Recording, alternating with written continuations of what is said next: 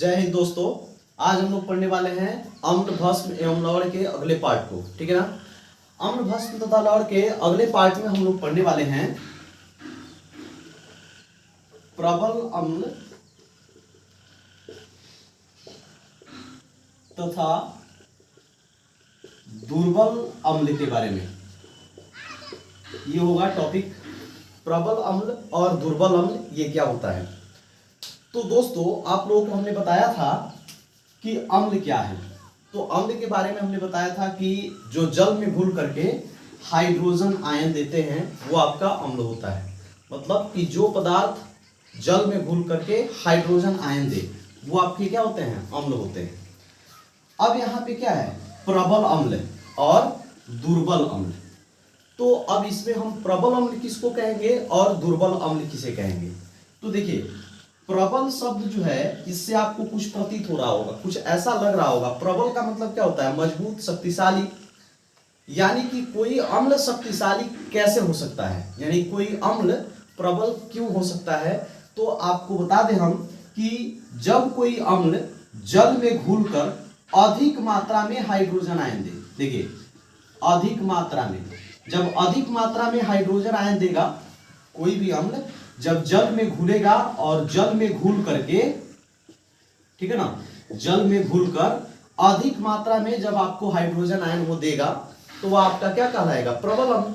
देखिए प्रबल का मतलब होता है मजबूत, शक्तिशाली या अधिक भी आप समझ सकते हैं इससे। प्रबल का मतलब मजबूत, शक्तिशाली या अधिक भी समझ सकते हैं। तो वैसे अम्ल जो जल में घुलकर अधिक मात्रा में हाइड्रोजन आयन देते हैं वो आपके क्या कहलाते हैं, प्रबल अम्ल कहलाते हैं। आप कॉपी कलम लेके बैठिएगा और जो मैं डेफिनेशन बोलूंगा उसे आप नोट कर लीजिएगा।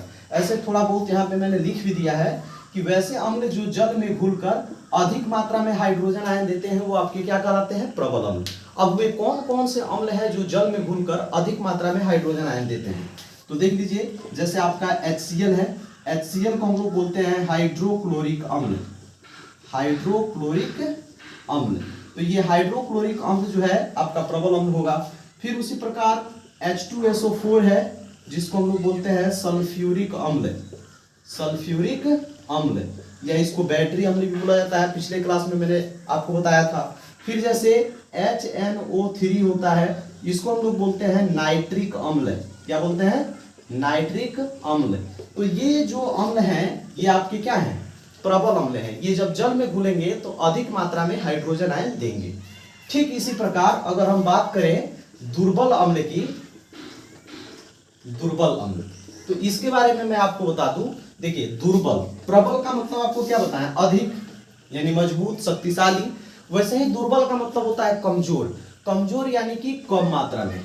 ठीक इसी तरह का डिफिनेशन होगा। वैसे अम्ल, ठीक है ना, जो जल में घुलकर, जल में घुलकर क्या करते हैं, कम मात्रा में हाइड्रोजन आयन देते हैं, ठीक है ना, कम मात्रा में हाइड्रोजन आयन देते हैं वो आपके क्या कहलाते हैं, दुर्बल अम्ल। ठीक है ना। बात को ठीक से समझ लीजिए, मैंने क्या बोला कि दुर्बल अम्ल क्या है। तो वैसे अम्ल जो जल में घुलकर कम मात्रा में हाइड्रोजन आयन दे, चाहे हाइड्रोजन आयन प्रदान करे, वो आपके क्या कहलाते हैं, दुर्बल अम्ल कहलाते हैं। अब कौन कौन दुर्बल अम्ल है थोड़ा इसे भी हम लोग जान लेते हैं। जैसे आपको बता दें HCOOH, ठीक है ना, इसे हम लोग बोलते हैं मेथेनोइक अम्ल। ये जो है आपका क्या है, दुर्बल अम्ल है। फिर जैसे CH3COOH, इसे बोलते हैं हम लोग इथेनोइक अम्ल। तो ये भी आपका क्या है, दुर्बल अम्ल है। तो इसी तरह के और भी बहुत सारे अम्ल हैं जो दुर्बल भी हैं और बहुत सारे हैं जो प्रबल भी हैं। तो ये कुछ हमने उदाहरण प्रबल अम्ल का और दुर्बल अम्ल का लिया। साथ ही ये डेफिनेशन भी रहा, आपको समझ में आ गया होगा। देखिए आप लोगों को पहले ही हम बता चुके थे कि अम्ल क्या होता है। तो बताया थे कि जो जल में घुल के हाइड्रोजन आयन प्रदान करता है वो आपका क्या कहलाता है, अम्ल। लेकिन अगर वहीं ज्यादा मात्रा में हाइड्रोजन आयन दे दे तो वो आपका क्या कहलाएगा, प्रबल अम्ल। अगर वहीं कम मात्रा में हाइड्रोजन आयन दे दे तो वो क्या कहलाएगा, दुर्बल अम्ल। ठीक है ना फ्रेंड्स। तो उम्मीद होगी कि बहुत अच्छे तरह से समझ में आ गया होगा। चलिए आप इसका स्क्रीनशॉट ले लीजिए। चलिए दोस्तों, तो अब हम लोग देखते हैं प्रबल क्षारक और दुर्बल क्षारक के बारे में। तो ठीक वैसे ही है जैसे आपने प्रबल अम्ल और दुर्बल अम्ल को देखा, ठीक है ना। देखिए प्रबल का मतलब आपको क्या बताया है, अधिक मात्रा में, ठीक है ना, अधिक मात्रा में, और दुर्बल का मतलब क्या बताया है, कम मात्रा में, जस्ट इसके पहले आपको समझाए हैं, ठीक है ना। और क्षारक क्या करता है, तो आप लोग पिछले क्लास में जान चुके हैं कि क्षारक जल में जब घुलता है तो हाइड्रोक्साइड आयन प्रदान करता है, ठीक है ना। तो अब ठीक उसी तरह है, अगर आपसे पूछा जाए सिंपली केवल क्षारक क्या है, ये पूछा जाता था पहले, ये डेफिनेशन बताया गया था आपको कि क्षारक क्या है, तो आप लोग क्या बताए थे कि वैसे पदार्थ जो जल में घुल करके हाइड्रोक्साइड आयन प्रदान करते हैं क्षारक कहलाते हैं। बस आपको थोड़ा सा इसी में आपको जोड़ क्या देना है कि वैसे क्षारक जो जल में घुलकर अधिक मात्रा में हाइड्रोक्साइड आयन प्रदान करते हैं, ठीक है ना। अधिक मात्रा में जब हाइड्रोक्साइड आयन प्रदान करेंगे तो वो आपके कहलाएंगे प्रबल क्षारक। और ठीक उसी प्रकार जब कोई क्षारक जल में घुल करके कम मात्रा में हाइड्रोक्साइड आयन प्रदान करे तो वो आपका क्या कहलाता है, दुर्बल क्षारक, ठीक है ना फ्रेंड्स।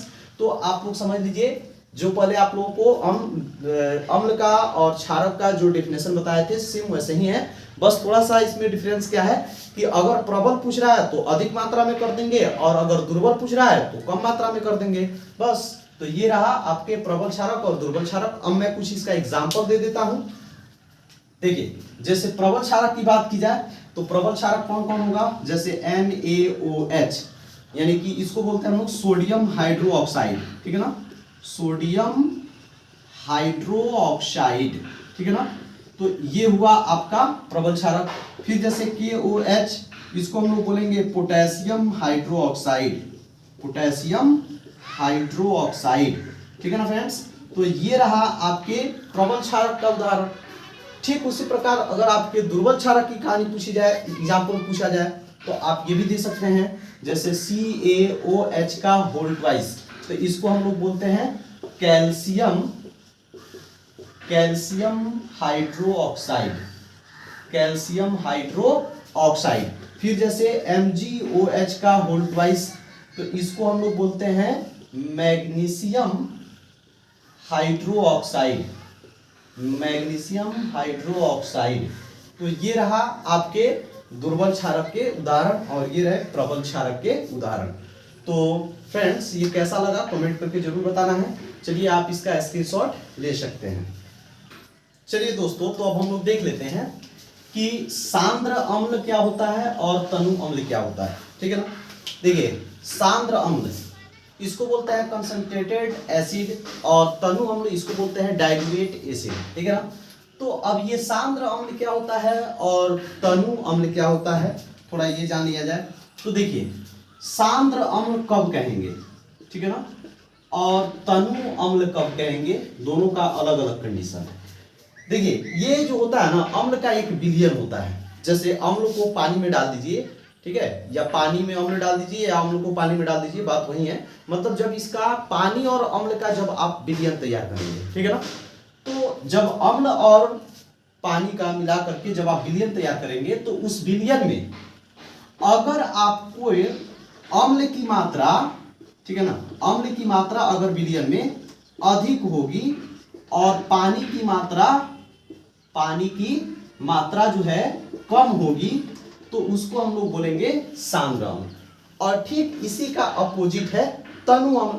यानी इसमें क्या होता है कि इसमें अम्ल की मात्रा, ठीक है ना, अम्ल की मात्रा कम रहती है और पानी की मात्रा जो है वो क्या रहती है, अधिक रहती है, अधिक रहती है, ठीक है ना।